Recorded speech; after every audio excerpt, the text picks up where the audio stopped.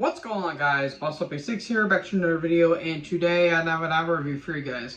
Then going over the latest studio offering from the lead singer of Iron Maiden, Bruce Dickinson, with the Mandrake project. This album comes out on the 1st of March of 2024 on BMG Records. Now, Bruce started his solo career in 1989, so around the time No Prayer for the Dying was coming out. And this is his 7th studio album overall in terms of solo career. And, well, it's an album that Bruce wanted to make in 2024. Now, it's been about 19 years since Tyranny of Souls that came out in 2005. And I haven't fully checked out Bruce's solo albums, but I do know his big hits along, gems in terms of like late 90s, early 2000s metal with The Chemical Wedding and Accident at Birth. But I haven't fully checked out those songs or albums yet. And so when I found out that he was making a new album, I'm like, you know what? Why the hell not? And if you guys have seen my Mania retrospective, which I'm actually playing Iron Maiden right now in the background, hopefully I don't get a copyright strike.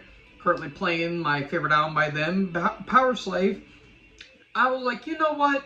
I'm not the biggest fan of Maiden's modern output, but I'm a little anticipated to see what Bruce had in store for us. And, well, why don't we just get into the album now, shall we? We kick off with the opening track, which was actually the first single off this album, Afterglow of Ragnarok. And it's more doomy in a way. It's more kind of like a Candlemass song in some regards, more than actually an Iron Maiden song, but I like how kind of moody and atmospheric it is. And Bruce does sound like the same when he was doing Senjutsu. And, well, I'll be completely honest, Bruce has not really sounded all that great. And the outside of things, considering, well, he just got done with throat cancer in 2013. And it's been a little spotty ever since. And there are times where he does sound like he's kind of forcing those like higher sounding or those like upper screams that he would typically do. But for the most part, it's a little subdued, and he does pretty solid, all things considered. And the song itself is, it's alright, it's okay, nothing spectacular, but nothing too offensive either.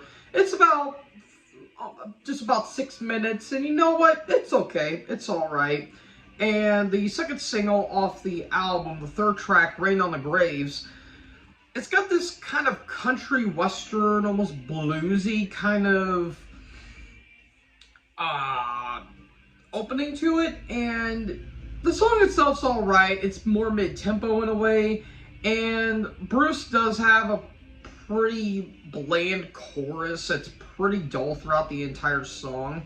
But the instrumentation itself, I think, is pretty damn solid, all things considered.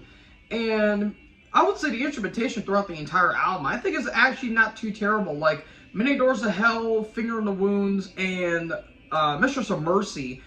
Like, the instrumentation, I think, is actually really damn good. And, I mean, it's done by Roy Z. So what do you really expect when it comes to the instrumentation on this album? And I will say the production on this album is pretty solid in all things considered. Like, again, the guitars, they're a little crunchy in some spots, but I did notice it is a bit dull. So it's kind of a 50-50 in my personal opinion. Like Resurrection Man, Eternity Has Failed, and Face in the Mirror. Like, the production's alright, but it does sound a little bit spotty. So, we have that going for you. But the songs themselves, again, it's nothing too terrible. And I do think there's some, like, pretty damn good songs, like Many Doors to Hell, the aforementioned Afterglow of Ragnarok, Eternity Has Failed, which was a shorter version of it, If Eternity Should Fail, off of the Book of Souls. And if I'm going to be completely honest, I kind of like this version just a hair bit more because it's a little bit shorter. Just about 9 minutes, where the original version's about, like, a little over 10. And while it does take a while to get there, like, especially with the build-up, I do kind of like the, like flute, I guess you could say, at the very beginning. Like, it sounds like the opening to a Kung Fu movie, in all honesty. Like, I'm about to watch another Kung Fu Panda movie. And I do apologize if there's a train coming by, because when I live next to railroad tracks and my window is open because it's nice out.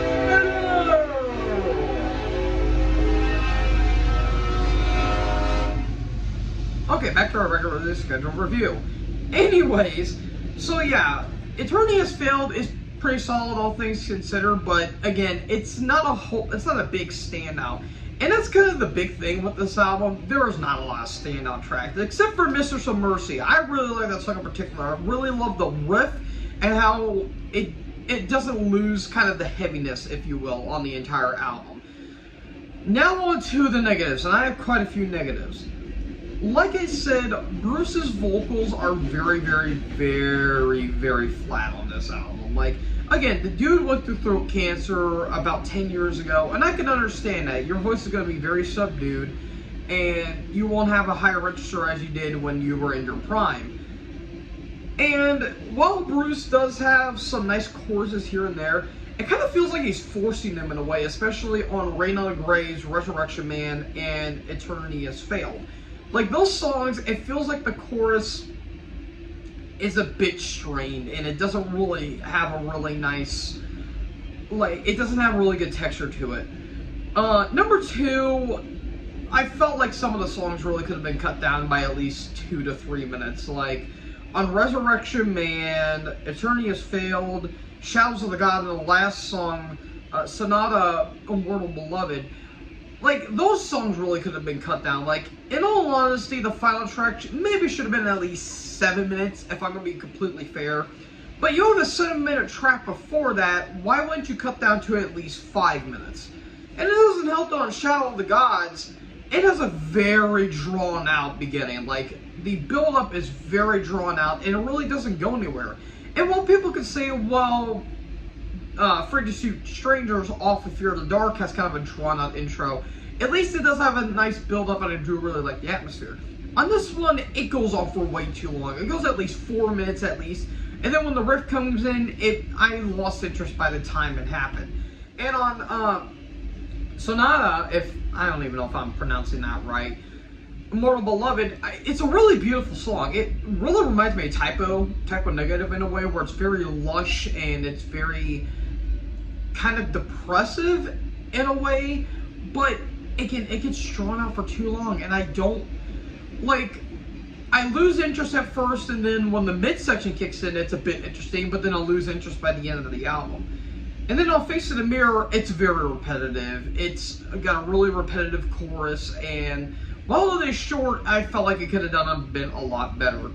And on Resurrection Man, the bridge on that song is really damn good. It's got a nice Black Sabbath-like swagger to it.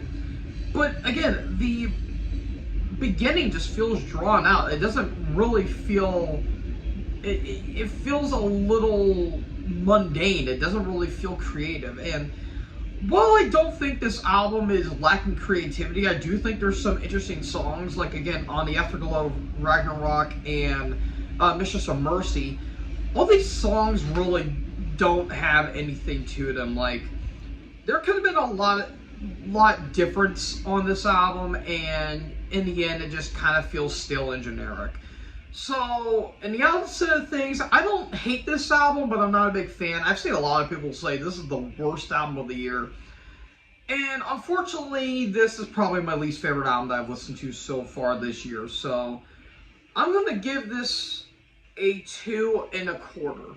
I don't think it's a bad album per se. I was leaning towards 2.5, but I'm going to give it a 2 1/4. I do think there's some decent songs on this album, but nothing really grabbed me. Like, you can skip this album and not really miss anything. I will say it's better than the last 4 or 5 Maiden albums that Maiden has done, but that's not saying a lot. Like, that's really setting the standard, really setting the bar that low for that. But I give credit for Bruce for, I guess you could say, give him credit for trying something different and, you know, going out for trying to go different with his solo career. But I felt like this album was probably at least 10 minutes, or not 10 minutes, 2 years too late, but who am I to blame? But again, I do think the production's like vastly better than Roy's, or not better than Roy's, better than Kevin Shirley, because at least Roy's knows how to cut a damn album that's not that long. Because that's what I thought this album was going to be. I thought it was going to be way too long. But it's under an hour, so I can give Bruce credit for that. So 2.25, not terrible, but by far the weakest album I've heard all year. So what did you guys think about Bruce Dickinson, the Mandrake project? Let me know in the comment section below. Again, I hope I don't get a copyright strike because I'm playing Power Slave in the background, but who knows? If I do, it won't be my first one. So anyways, what did you guys think about this album? Let me know in the comment section below. Make sure you guys leave a like, leave a comment, tap that big subscribe button, and tap the bell so when I upload, you guys will be notified. Thank you guys so much for watching this video, and most importantly, join the herd. Check out the next video. Peace out.